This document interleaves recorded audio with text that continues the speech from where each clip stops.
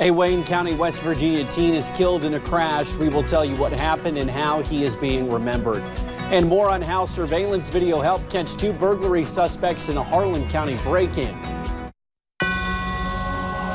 Dedicated to Eastern and Southern Kentucky, this is WYMT Mountain News This Morning.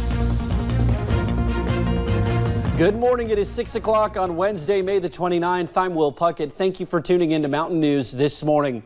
Yesterday was another hot one, and today will be much of the same. And that's why Brandon loves his job so much, because he gets to deliver you the hot and humid news. But Brandon, rain today and tomorrow should bring some cooler temperatures towards the end of the week, right? Exactly. Cold front is on the way in. And listen, I know a lot of folks love these hot, humid conditions. It reminds them of summertime, which is not officially started yet. It's not even meteorological summer yet. That starts on June 1st. But again, it's just something I'd like to see some changes. Maybe just a shower or two here and be cooler temperatures. But if you're waiting for that, the end of the week is going to be your thing. Let's take a look at the camera network, Stonecrest Golf Course over in Prestonsburg this morning. Pretty quiet. A few clouds there in the distance. Live pinpoint Doppler radar. Starting to see a few showers and storms pop up into parts of southern West Virginia. They're south of Charleston. Nothing major going on yet. Temperatures in the 60s and 70s, so it is a mild and muggy morning across the area, across the region. Look at that. Close to 80. A lot of warm air around today, and we're going to be watching that very carefully for storm development later. 87 our forecast high. Sunny clouds, some scattered chances for showers and storms across our region. We'll talk more about that coming up here in just a few minutes. Will?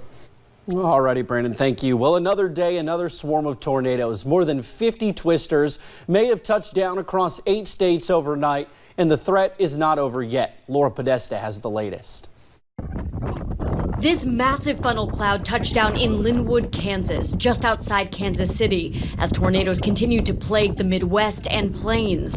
The storms have now spread to the east as well. All of a sudden, it's like rapid-fire machine gun hitting the side of the house. Twisters were reported in an area that stretched from Colorado to New Jersey. We have a safe room underneath the front porch. We were down there and listening to the storm warnings and heard the roof come in, and knew that everything upstairs was pretty much gone at that time. Tuesday marked a record 12th straight day that at least 8 twisters were reported in the U.S. The old mark, 11 days, stood for 39 years. Everywhere we look, we see a tree broke down or a garage tore up or a house blew to halfway over. May has already been the country's 4th worst month for tornadoes. To date, more than 500 twisters have spawned, and there are still 3 days left until June. The house kind of started to pulse a little bit, and then we heard the upstairs just blow up, and water started rushing in from up above. The National Weather Service says conditions will remain ripe for more tornadoes for most of this week. Laura Podesta, CBS News. Meanwhile, a Kansas woman is dead after a tree fell on her house before the severe weather hit. It happened in Leavenworth yesterday morning. Fire crews say an old oak tree gave way and fell through the house while the woman was sitting on her couch. Crews worked for nearly 6 hours trying to recover her body. We didn't have any storms or wind this morning at all. The ground is totally saturated, and it's a very large tree, and it looked like it just toppled. Officials are investigating the incident. They have not released the name of the victim. A state of emergency is in effect in western Ohio this morning after 3 counties were slammed by violent tornadoes on Monday night.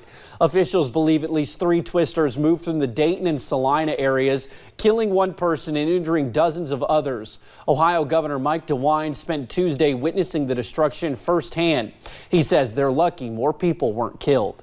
You know, you're on one side of the street and you got a house that you know no one's ever going to live in that house again. And then you go across the street and the guy may have lost, a couple limbs or something. More severe storms are possible again today and tonight for most of Ohio, including Dayton and Cincinnati.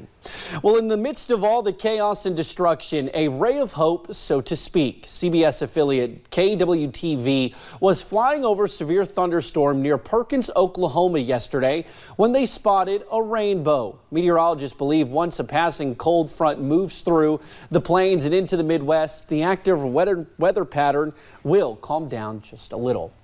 Well, struggling communities here in the U.S. will have to wait longer for federal assistance. Two House Republicans blocked a bill Tuesday that would have allotted more than $19 billion for disaster relief. The money would help states affected by recent hurricanes, flooding, wildfires, and other natural disasters. Hurricane-ravaged Puerto Rico would also receive millions of dollars in aid. The Senate has already passed the bill, and President Trump said he will sign it. Well, one of the Republicans is Kentucky Congressman Thomas Massie. Congress is trying to pass the bill under special procedures. It requires a unanimous agreement, but Representative Massie doesn't agree with that. He argues the bill should have been passed before the House went on recess. Meanwhile, President Trump wants to limit what can be published in climate science reports, according to the New York Times. The paper reported Monday the Trump administration plans to only show effects of climate change through the year 2040. Current models from the U.S. Geological Survey go through the end of the century. Administration officials also plan to remove worst-case scenario projects from future national climate summaries.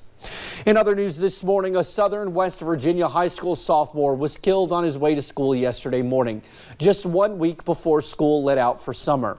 The 16-year-old's name was Colt Adams. We're told Colt's SUV hit a semi head-on Route 152 in Wayne County right before a turn known as All-Day Curve. He was a football player at Wayne High School. Players with the football team are mourning the loss of a teammate. Colt was in the circle, and we were all really tight with him, so we'll get through it, but we'll get through it because we're close to each other. Adam's younger sister was in the car too. We are told she is in the hospital, but is expected to make a full recovery. We are learning more about two of the young men killed in a Campbell County ATV crash this weekend. Officials with East Tennessee State University say students Jonathan Laws and Dylan Atkins were two of the three people killed in the crash Sunday afternoon. It happened in the Windrock area. 47-year-old Ronnie Atkins also died. A fourth victim was flown to a hospital. We do not know their condition this morning. The owners of a small business in Harlan County are recovering after their building was broken into early Monday. They say this is not the first time someone has broken in. WYMT's Connor James talked with them about how surveillance video helped find those responsible. Backstreet Vapes in Cumberland is a relatively new business, only about a year old. Unfortunately, they've had some problems in their short time open. Leading up to this, I know that we've had some other incidences that's gone on here. Wes Bailey and his son Caleb work at the store. It's been broken into before. And when Wes came into work Monday morning, the window had been knocked out, and I thought, well, here we go again. The front of the store smashed open, making it the second burglary in less than a year. Last time it was $1,000 or so, but this time, I'd say a rough estimate, $35,000 to $4,000 worth of stuff, I would say, total. And we recovered some of it, but some of it's still out there. Surveillance cameras did capture video of someone breaking in. We've learned 2 juveniles are facing charges. People wonder why places like Harlan County and Eastern Kentucky can have nice little businesses get started because you have crime like this. With a small business like us, where we're not even paying ourselves yet, we're just putting money back into the shop. This is a hard hit. In the meantime, they're just trying to figure out how to recoup, and although some items were returned, they're still looking for hundreds of dollars worth of supplies. That was Connor James reporting. Now, if you have any information regarding the missing items, you are asked to call the Cumberland Police Department at 606-589-2105. The names are not being released due to the fact that they are minors. Well, last night, friends and family began saying a final goodbye to a Pike County man who drowned recently. Visitation for Paris Andy Smith happened last night at Community Funeral Home in Zebulon. The former Marine drowned last week while kayaking on the Leviza Fork of the Big Sandy River. Smith was just 47 years old. An American is the latest climber to die on Mount Everest. Colorado attorney Chris Kulish collapsed on his way down after reaching the summit. He is at least the 11th fatality there this season. People on the same expedition say they were not prepared for what they saw when they got there. They believe too many people were dangerously vying for the same experience.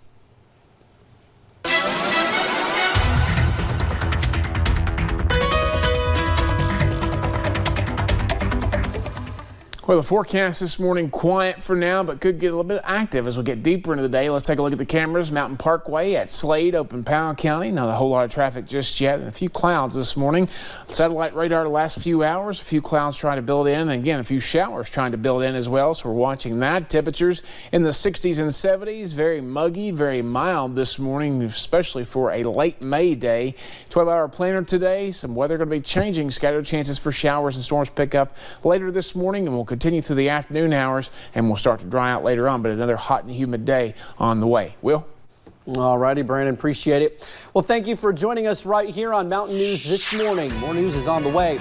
Coming up, a letter from a sailor on board a ship at Pearl Harbor is back where it belongs this morning. We will tell you why it's a special piece of history.